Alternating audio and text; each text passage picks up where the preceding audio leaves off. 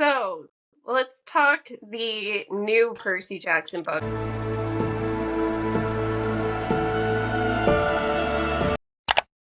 Rick announced new books, and this all happened kind of all at once because we heard there was going to be an announcement. We had a guess as to what the announcement was going to be, and then it feels like not that many hours later, they officially announced it. Like, literally, like, the next day. I will say, when we went to see Rick last October at his Core of the Dead tour, he did mention these books. He mentioned that there was a project they were working on, but they couldn't talk about it yet. That was about filling in the times in between what happened when Percy and Annabeth and stuff weren't there. And he mentioned the idea of those things ending up also on Disney Plus as a show or something too. Yes. At the time, but we just didn't know what that meant. And I do think that it's very funny that the night before when Becky said they were going to announce something and we were like speculating about what it could be, you said you wanted a book to have Clarice in it. Yeah. We said and you were saying maybe they can go back in the timeline. And I said the only time I feel like that wouldn't be boring is if they wrote books about camp. And we and then so they basically did exactly what we said, what we wanted them to do. And then especially because this new book series they're calling it the Wild Zone series, or a new Camp Half-Blood series, but the Wild Zone is kind of the general series name. It's 4 books. They're coming out every 6 months. The first one comes out at the end of September, and then April after that, and then September, and then April after that. But the general idea of this series is that it takes place between the end of The Lightning Thief and the beginning of A Sea of Monsters, because that time in the timeline is when Percy and Annabeth are both back at school. That's the first time that Annabeth tries to live with her dad again. I want to hear what you thought about Space Mountain and school. And so they don't know any of this stuff, and so they have room to bring in these new characters. They introduced it with Rick doing an interview with Percy, which is he's done that sort of thing before, but it's always fun to read.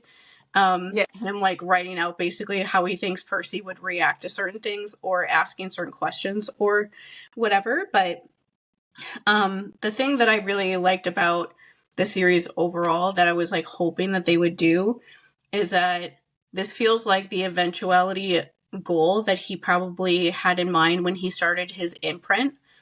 And so I forget what it was, 2018, I think, when his Rick Riordan Presents imprint started. If no one knows what that is, he started an imprint where people who come from the cultures that he was writing about sometimes, and the different mythological stories that are out there, he brought in a lot of new authors, and a couple times a year they put out new books, and they all sound really interesting, honestly, of them writing about their own culture. And so this felt like the thing that he probably wanted to do, or were thinking about one day doing, by bringing that same general idea of authors writing about their culture and their identities, and having it directly be part of the Percy Jackson world and universe, which is exactly what you should do. When they announced this, I was when you're somebody who is a big well-known figure like Rick Riordan is in a niche children's literature, this is exactly what you should be doing. You should be reaching out to people who are more marginalized than you, that are really good but don't get the attention they deserve, and bring them into your imprint, automatically putting millions of people into reading them. And hopefully, I'm hoping that if these books are a success, that they can continue on with the Percy Jackson universe with just more things with this. They can introduce more characters. People like these characters, they can, and hopefully they're alive at the end of all these stories, that they can keep going with this sort of thing, because the universe doesn't have to die with with Rick. Like, people know enough of his style. I hope that they are able to keep it going, because it is just it's just like a fun thing that I don't want it to end, basically. For, especially for like kids that are too little right now to like read them, or haven't even been born yet, and they would still like and appreciate these books. And so the first one is called The Wild Zone. That's the only one we have a title for so far. And the author is named Annabelle Oh.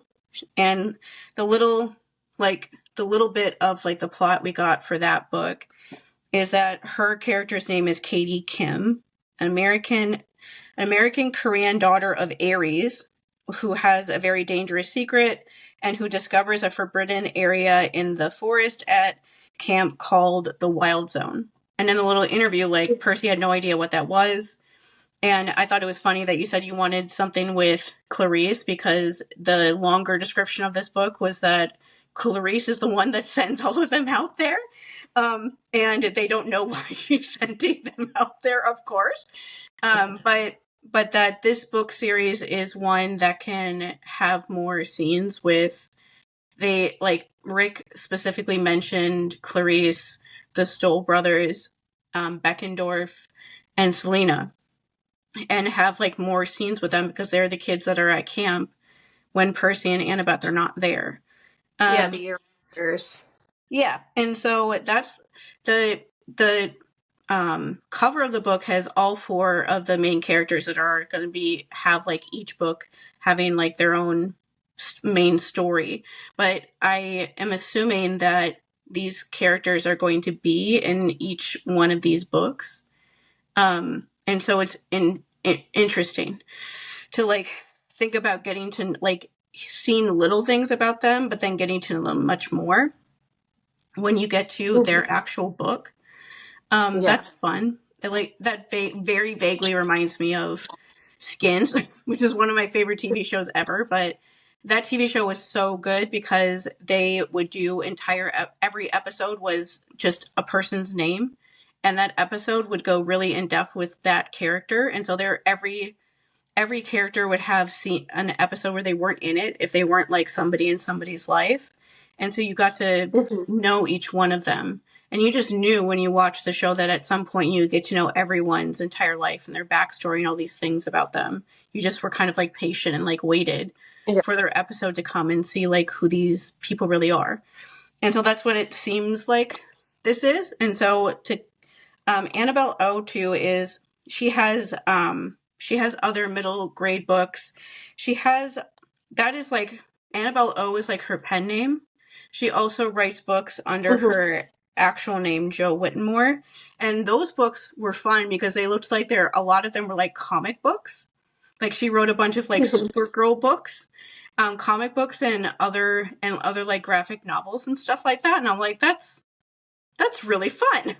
And so I just love that she's the first one that's writing she posted today on Instagram like a picture of a bunch of like action figures that she like painted Camp Half-Blood t-shirts on, that she had like set up like the cover of their book. And so all these people are like they had to like prove that they knew enough about the Percy Jackson world before they like could one of them, I think it was Annabelle. I was just like, can you imagine doing this and not having a heart attack? That she said she just got an email out of nowhere one day being like, Rick Riordan wants to talk to you about a secret project and you have to sign this NDA before you can join this Zoom call to talk to him about it. It's like, what? Can you like imagine that?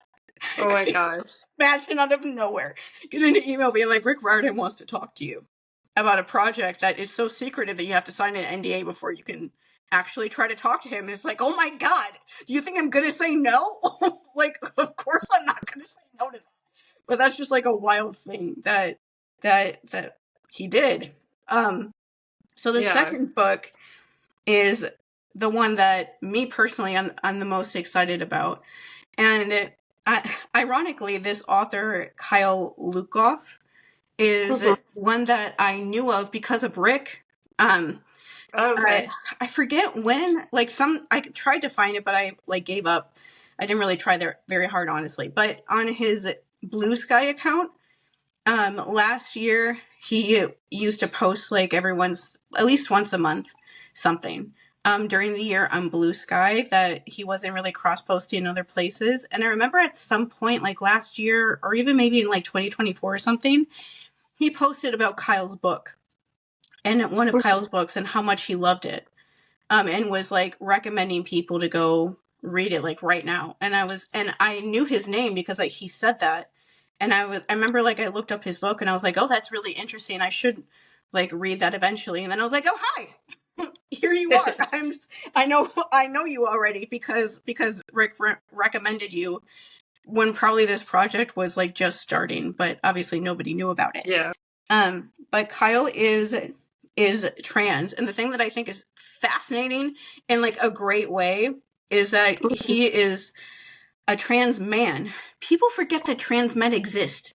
Like, yeah, it's so much. Like the entire like thing about trans people online, even people who like think that who are transphobic monsters. Like J.K. Rowling is never talking about men being in danger from trans men in bathrooms. It's only about trans women. It's all about trans women. And so I'm like, do you guys remember that trans men also exist? Jesus Christ. Like, I don't want the people who hate them to remember, but it's just like this weird thing that they get completely like forgotten, even by the like queer community. People just like forget that they're even there because nobody pays attention to them for, it's like weird backwards misogyny, that they pay attention to like, the hateful people think that it's men wanting to be women, and they're like more angry at them for thinking that they're giving up like manhood than women wanting to be like men because they think that women should want to be men or something. I don't know. That's my guess. something like that. And so the book that Rick recommended that Kyle wrote is called A World Worth Saving. And this is the most fascinating. Like, I remember reading this and I was like, oh my God, that is the most interesting idea for a book. And basically, it's a book with a kid who realizes that he's trans. And it's like right after the COVID lockdown has happened. The kid who is the main character in the book hasn't figured out his like name yet. And so he just calls himself A because he doesn't know what his like trans name is going to be yet. But the book is about how his parents keep making him go to meetings that are basically meetings that are meant to get him to stop thinking that he's trans. And so the meetings are called Save Our Sons and Daughters. And it's a horrible like conversion therapy sort of meeting thing. And that like every month or something, his parents keep making him go to these meetings, and the friends that he makes there are all these kids that are stuck going to these meetings while their parents cry about how sad their life is because their child is trans. And the literal like plot of the story is that they realize that there are demons that are like getting power from like the pain that these children are going through while their parents are basically torturing them by making them go to these meetings. And that they have to like, and it's a literal allegory that the like hatred and bigotry of the world is making demons in the world more strong, and that these kids have to somehow stop them. And I was just like, this is the most fascinating sounding middle grade book I've ever heard of in my life. Like, I remember reading and I was just like, I need to read this. That's amazing. And so We're gonna put that on our reading list. Yeah. And he's the one that is reading, or he's writing the second book. His character's name is Harper Rush, who's the son of Aphrodite. And he says, Harper arrives at camp and finds that for the first time in his life, he can't count on charm speak to get him out of trouble. And then him and three other demigods get into big trouble with the other three characters in this series. And then he says, on top of that, his mom arrives, who he's never met before. And I'm like, oh my God. I'm already scared about what Aphrodite would say to her trans man, boy, child. Yeah. Oh boy. But that's the second book that's coming out in April. And I was like, that sounds, oh my God. Like, and his other book just sounds so good that I was just like, holy crap. But it's also like a thing of, this is why I always respect the Riordans, because they always are the first ones to say like they're not heroes, which they are not. But I also need to recognize that they have balls of steel, because in like these books have already been picked up for like rights to be made into a TV show on Disney Plus. And so can you imagine going to Disney right now and being like, one of our main characters is going to be a trans boy? Like, and just going with that. Like, that's absolutely 100%, like 1,000,000,000%. If you're somebody like Rick Riordan, who actually holds the values that he says he holds, that's what you should be doing. You're not a hero for doing that, but at the same time, nobody else is doing that. Like, I don't really see other people doing this sort of thing that can. Like, there are a lot of big people and a lot of different other like niches like this that could be doing things like this. They have like the money, they're a big enough author, and I don't see them doing this kind of stuff at all. And I pay attention to what's going on in the book world outside of like what I read, but I just don't see it happening. And so it's really great to see him actually like being one that actually follows through with that sort of thing, instead of being like, oh, but I just don't want to politics, whatever stupid things people say, or they just, say nothing. Like most of the time they say nothing. And so the third book is written by Jade, Adia, and her character's name is Zuri Chapman, who is a daughter of Apollo, who comes to camp with a massive chip on her shoulder and a desire for revenge against a particular monster that ruined her life. And she is black. And so then Zuri also then is a young black girl. And that's really fun because of Annabelle, of course. But it also just makes me wonder about who the monster is in her life, especially because the other book that she has a couple other books, but one that won the Coretta Scott King New Talent Award is called There Goes the Neighborhood. And it's a book about teenage kids, and their neighborhood is being gentrified. And they live in an area of LA where it's slowly becoming more gentrified. And so her friends they like make up like a fake gang by making like TikTok videos basically. And they're just trying to scare white people away so that they don't gentrify their neighborhood. And then something happens where somebody actually gets hurt. And then she has another book called Our Shout's Echo, and that book is more of like a sweet like romance sort of book, where it's like a girl that meets somebody randomly when she just wanted to like isolate herself and not see anybody during the summer. But either way, her big book is about gentrification and her friends trying to stop it.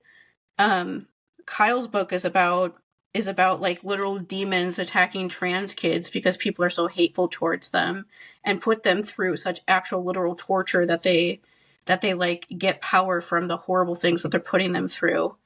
And then the last author's name is Pablo Cartaya. I'm saying that wrong. But he is Cuban, and his character's name is Benny Garcia, who is an unclaimed demigod who was assigned to Hermes' cabin when he arrives at camp. And the one thing that they said about him was that whoever his parent is really like shocking and surprising.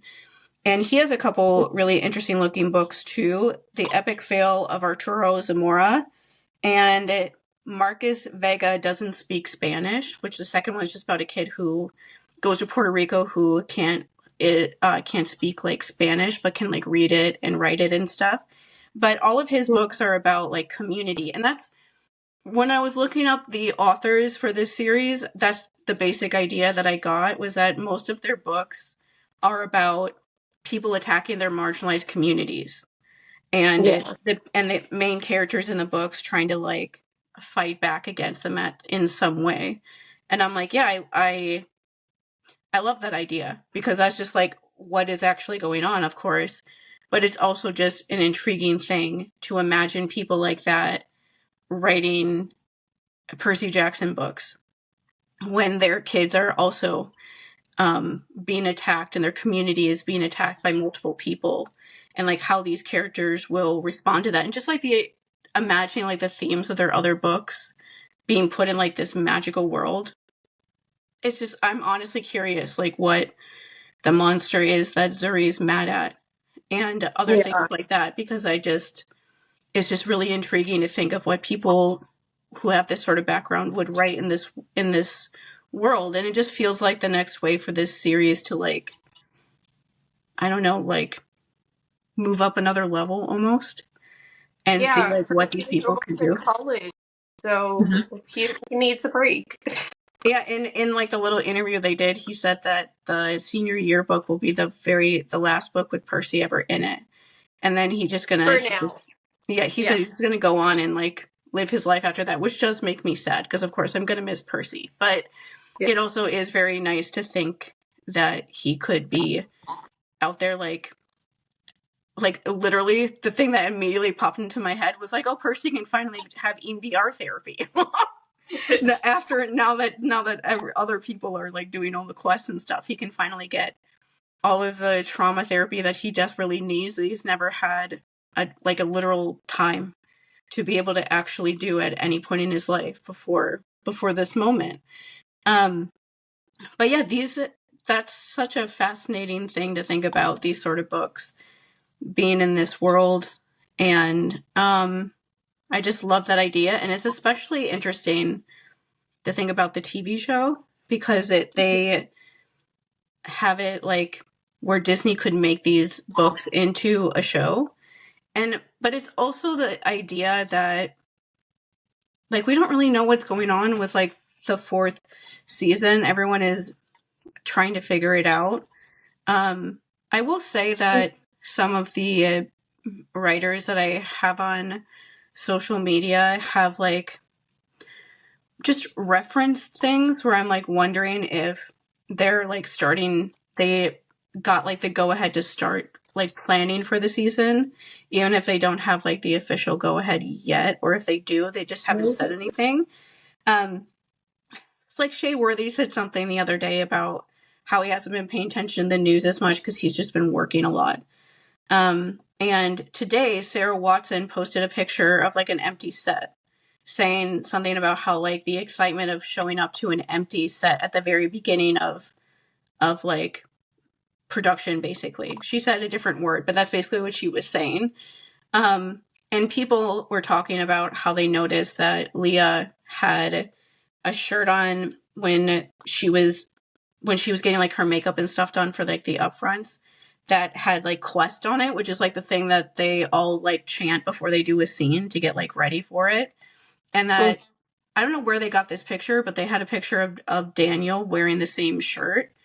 And so it made people wonder if they're like planning in some way more seriously for season 4. They just haven't said anything official yet because of these sort of things. And we obviously don't know, but if it's just weird, like because we don't know if season 4 is going to happen at all this year or not. It's hard to really be sure about this stuff. But if they aren't filming season 4 until like later on at the end of this year or into like next year, they could conceivably do like little shorter things with these new characters, and especially with like Selena and Charlie and people like that, and add in scenes with them that they wouldn't have the time for on the regular show, so that their storyline could feel bigger. And I say like I don't know what's going on with season 4, because they would have to put that stuff out at least before season 5. And so but I would hope that they would want to put out around the time that season 4 would come out too, because they would complement each other. And like I want that to happen. I want them to be able to like add that stuff to like make those characters more like well-rounded characters. I want to see Clarice when she's at camp, because she's really like the camp mom for a while. And so Yeah. I want to see her in that role. And like the only thing we know about Clarice in season 3 is like Dior like reference basically that she has scenes with Nico. And so I would love to see like more of that side of her, of being like the person at camp that kind of helps bring people in when they're new and don't know what they're doing, since, you know, Luke isn't there to try to Yeah. do anything anymore. And speaking of him, I will say that the one thing that like jumped in my head when I read all these descriptions at first, I was like, I really, really hope to the very depths of my soul that none of these kids join Luke. Oh, yeah. That could happen. Because that's very possible. Especially the last one, Benny being a kid that doesn't even know who their parent is, and then whoever it is ends up being shocking for whatever reason. And like we obviously like he's the very last book, and so we don't really know what that could mean. We'll probably have more of an idea when we get closer to that book actually coming out. But it is one of those things that all of these kids, because it's set before Sea of Monsters happens, they could be like tempted to join him, or they could end up like deciding to join him or something. And it's like hard to like categorize this stuff in my head because characters like Allison exist now that are like kids that left camp and are just like living out in the world somewhere else. And so that you can't like take that idea like back. And so it just makes you think like, are these kids like gonna get fed up with camp and leave? Yeah. Or like why? Because there has to be a reason of why Percy and Annabeth don't know who these kids are, because that's like the way to explain why these new characters are not in any of the other books. And people are already being like, are they dead? Like Zuri is an Apollo child. Almost the entire Apollo cabin dies in The Last Olympian. I don't want them to die. Obviously, I want them all to live, but it's just like makes you wonder like what happens to them where they aren't around, where Percy doesn't know who they are. And like granted, like Percy doesn't need to know everybody by name at camp or anything, but it does like make you wonder like why doesn't he know about any of these things that are going to be in any of these books? Like what could happen at like the end of this story where they don't know. And yeah. It leaves a lot of interesting possibilities. Mm-hmm. Yeah. And then I'm trying to think of what else happened. Other than that, they had their Disney, they went to Upfronts for Disney, which is where that's like a fancy time is what I call it. Because that's for like advertisers and like some journalists go too, but it's not like a fan event like Comic-Con or something like that.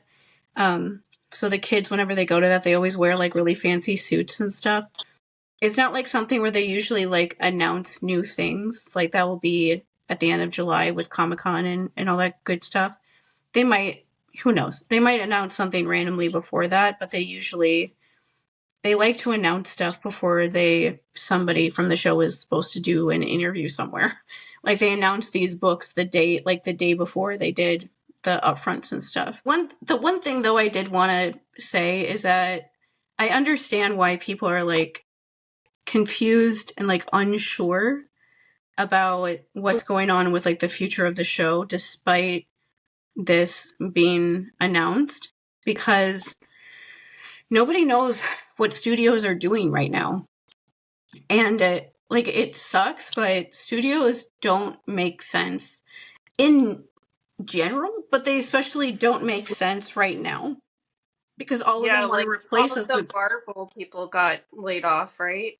Yeah, like they want to replace us all with robots. And so I saw this really great video the other day and I'm never going to be able to find it, but it was somebody saying that Disney's like new like animated movies or just like movies overall aren't as good as they used to be because they're making them for tech moguls. And those are like they're trying to make those people happy by like using their technology in the making of their movies instead of just doing it the way that they usually would, which gave me like intense flashbacks to how during season 1 they kept talking about how they used the volume stage to film everything. And then when they did all the press for season 2, they tried to basically stop themselves from saying that the volume stage sucked and that they hated using it, and they were glad that they like let them just film it the way that they wanted to. But it was like, that's so one of the things that sucks about it is that it doesn't make sense considering that they're like putting out like new merch and stuff like that. Like they just announced Loungefly backpack, which is like one of those collector fandom things that a lot of people like. Those are always really pretty, but they're way too expensive for me to justify buying them. But the one that they did announce for it was really pretty. Like it was really like beautifully like made. It looked really cool. And it, but they are putting out things like that. They have like a new like website where they're putting out new merch and things like that. And they have these new book series that they could make into a spin-off show. But even despite that, like you still, I understand why people are worried that they're not going to make season 4 or season 5, or they're going to somehow mess it up or something, because they might. Like that's the thing that's annoying right now. They might. Like the story that like gives me little like nightmares sometimes if I think about it too much is the Shadow and Bone a whole thing on Netflix. And so Shadow and Bone was this trilogy you can... You're wanted for murder. What? We just got back in town. They made the Shadow and Bone show. They announced when they made it that they're going to have the crows be a part of the original book's plot when they weren't originally, which was really fun that way. The first season people liked a lot. The second season, they like messed up everything, and they had to like put in effort to mess these scenes up because they're such good scenes that like you have to try to have them not make sense. But after the second season aired, they announced that they're going to do a spin-off series of the Crows, of the Six of Crows storyline, and have it be just them. They introduced like one of the characters that's like the last character that joins their group in the books. And people got really excited about seeing more of him and everything like that, and with the rest of them, and seeing all these scenes that we've always wanted to see.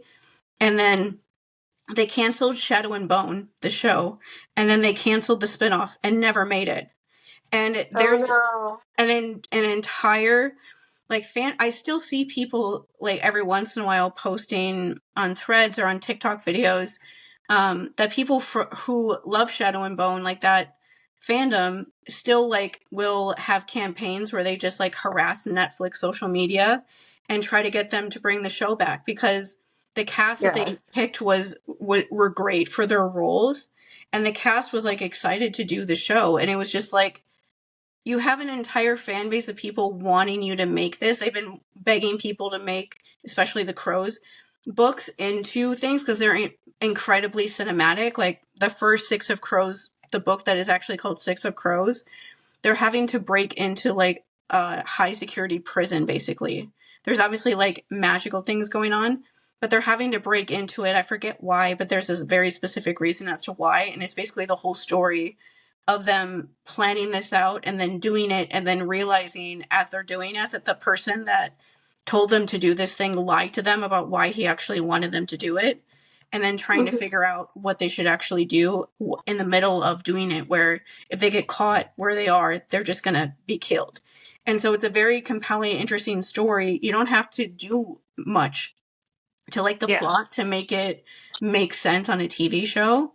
And they still canceled the entire thing. And like people wanted to make it. Like the cast wanted to make it, the crew and everything wanted to make it, but they just canceled it despite the fact that all these people were, and still now, like years later, that happened in like 2022, and it's been like 4 years, and people are still bothering them about it and asking them to bring it back. And they're not like, I almost like don't want them to. I want them to give like the rights of it to somebody else, but that thing happened. And so it's one of those horrible things that like they canceled The Acolyte, which was a Star Wars show that was very good, and because of racist, and they just like gave in to them and canceled the show altogether. And people talk, I see people talking about watching it for the first time and realizing what a huge mistake that was because of how good that show was. And just how interesting it was. And so I guess I don't want to like fearmonger or anything like that, but I just want to acknowledge that people who are worried about season 4 airing, I'm like, yeah, you honestly, you have, there's actually things that you can worry about with that, because they didn't renew it as fast as they did after season 2. We don't really know if it's gonna, when they're gonna film it, if they're actually gonna like wait until after Titan's Curse airs, like people thought they might, or not. Obviously nobody wants them to, including like the cast. They want to go back and keep going, but it's just like, I can't, like, I don't think they're being that irrational for worrying about it, because when it comes to studios and stuff, studios are going to sell merch and try to make money off of you, even if they cancel your show, because they don't care. They just want to make money. And like them canceling the show in their minds would make you buy the merch even more, because you're not going to get anything else. And so it's like, there are all these things that people are saying, like, this is proof that it's going to come back. And I'm like, I honestly don't know. And I'm not going to pretend like I do know, because nobody knows it. I don't even think the Riordan's at this point, they might not even know. If none of those posts of the writers actually mean anything, they might not even know for sure. True. And so like you can like hope for it, but obviously, and like hope that they can see the potential of this sort of thing and how many different age groups like it and how people generally are happy with it, in a way that they aren't with like you said, they laid off 1 million artists for Marvel. And who the heck knows what Star Wars is doing? I say that because I feel like a lot of people are like I've seen people like make like kind of mean-ish jokes about like the idea that think of people being worried that the show is going to get canceled. And it's like, this is how it is right now with everything. Like, I just don't, nobody knows like what any studio is ever doing, because they're just doing whatever they want. Like that's always true, but it's especially really true right now. They're really like just not telling anybody anything, including the people that are making this stuff. They're not telling them either. And so it sucks to have to worry about it, but it's just like what it is. Like you have to have hope that they realize that how stupid it would be to do that sort of thing. But it's just, you just honestly never know if they just decide that they can replace like Percy with a robot. And just go with that instead.